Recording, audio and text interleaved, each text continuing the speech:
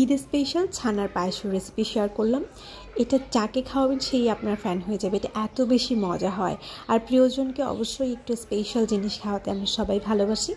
তো ঈদে অবশ্যই এটা ট্রাই করবেন। এটা দেখতে যেমন সুন্দর, খেতেও কিন্তু অসাধারণ হয়।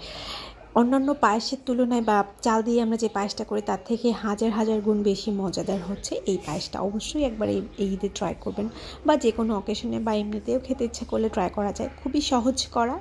দেখাচ্ছি আমি রেসিপিটি। এখানে প্রায় 1 লিটারের মতো দুধ নিয়ে নিয়েছি, সেটাকে ছানা কাটিয়ে নিয়েছি ভিনেগার দিয়ে।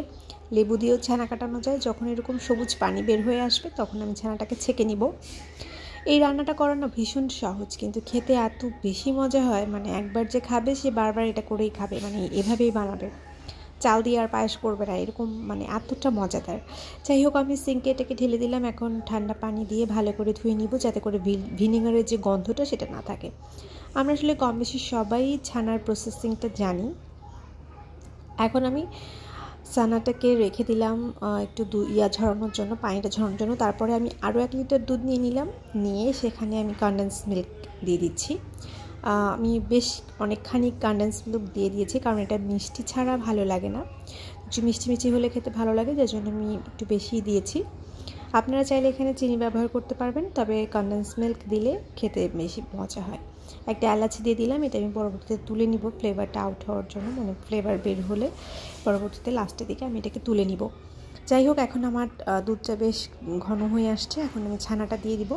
দেখতে পাচ্ছেন, ছানাটা দিয়ে নেড়ে চেড়ে ঘনত্ব হওয়া পর্যন্ত অপেক্ষা করব। অবশ্যই নাড়াচাড়া করতে হবে যাতে তলে লেগে না যায়, এবং লো টু মিডিয়াম হিটে আমি এটাকে রান্না করেছি।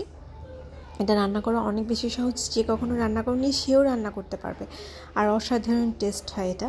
এখানে আমি একটু স্যাফরন অ্যাড করে দিচ্ছি। স্যাফরনটা না থাকলে না দিলে কোনো অসুবিধা নেই, আমার কাছে আছে তাই আমি এটাকে ব্যবহার করছি আর কি। যাই হোক, একটু নেড়ে চেড়ে দিলাম। স্যাফরন দেওয়ার কারণে একটু ইয়েলিশ টোনের কালার আসবে, ভালো লাগে দেখতে। আসলে এটা দেখতে যেমন মজাদার হয়, চোখের একটা শান্তি আছে না, ওরকম শান্তি পাওয়া যায়, খেয়েও মনের শান্তি পাওয়া যায়। তো এই তো আমার পায়েসটা অলমোস্ট রেডি হয়ে গেছে। এটা ঠান্ডা করলে অনেকটাই ঘন হয়ে আসে, আর দুই অবস্থাটাই মজা লাগে। আপনি গরম গরম খেলেও আপনার মজা লাগবে, আবার ঠান্ডা করে খেলে তো অনেক বেশি মজা লাগে।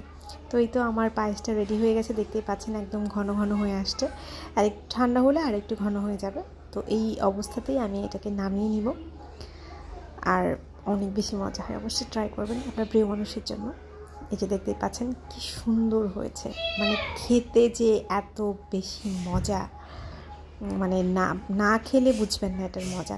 তো উপরে কিছু বাদাম টাদাম দিয়ে আমি গার্নিশ করে নিলাম। এখন আমি আপনাদের তুলে দেখাচ্ছি। আমি কিন্তু এটা যখন করেছি তখন টেস্ট করেছি, কি যে মজা, বলে বোঝানো যাবে না। তো এই ছিল আজকের রেসিপি। অবশ্যই একবার ট্রাই করবেন।